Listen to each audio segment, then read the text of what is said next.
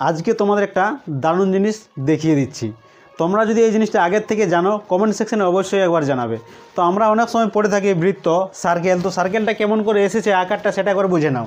যদি আমাদের একটা দাড়ি থাকে তাহলে সেটাকে আমরা রেখা বা রেখাংশ বলে দিই। তিনটা যদি যখন জুড়ে যায় একসঙ্গে সেটাকে ত্রিভুজ বলি। এরকম করে চতুর্ভুজ আছে, পঞ্চভুজ আছে, ষষ্ঠভুজ আছে।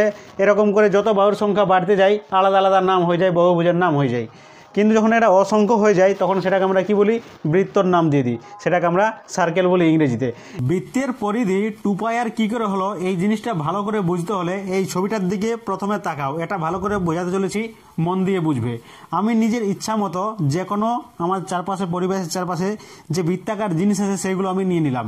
যেমন উদাহরণস্বরূপ এখানে এটা গণ্ঠা আছে, গোবর থেকে তৈরি করা হয়, এটা দেখতে গোল হয়। তো আমি মেপে নিলাম স্কেলের সাহায্যে যে এর পরিধি কতটা হলো বা এর বেসটাও কতটা হলো, এখান থেকে দূরত্বটা সেটাও আমি মেপে নিলাম। তারপরে এরকমে অনেকগুলো জিনিসকে আমি দেখলাম, 4টা জিনিস এখানে নিয়েছি। সবগুলোর বেসটা নাপলাম, 14 হলো, কোনোটা 21 হলো, কোনোটা 10 হলো, কোনোটা 16 হলো। এদের পরিধিও মাপলাম, কোনোটা 44, কোনোটা 66, কোনোটা 31, কোনোটা 50.6 এরকম করে চলে এলো।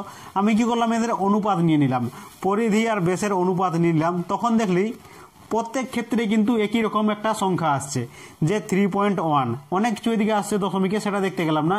আসল যে পূর্ণ সংখ্যার আকারে সেটা কি আছে সেইটা লক্ষ্য করলাম। তো 3.1, এখনও 3.1, এখনও 3.1, সবগুলো কিন্তু 3 আসছে আমাদের। তখন আমার মনের মধ্যে ডাউট চলে এলো যে একটা এদের যে অনুপাত আছে পরিধি এবং বেসের, এটা কিন্তু একটা ধ্রুবক আসছে আমাদের, এরকম ধ্রুবক আসে। সেই ধ্রুবকের মানটা কত, 3.1 আসছে।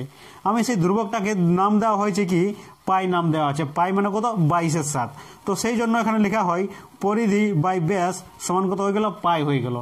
তার মানে পরিধি সমান 2r, মানে পরিধি বাই 2r। 2r মানে কি, ব্যাস। আমরা যদি ব্যাসার্ধ এখানে আর মনে করি তাহলে পুরোটা কি হয়ে যাবে, 2r হয়ে যাবে। তাহলে ব্যাসটা 2r হয়ে গেল। পরিধি মানে কি হয়ে গেল, 2πr হয়ে গেল। এইভাবে কিন্তু এসেছে। ধন্যবাদ।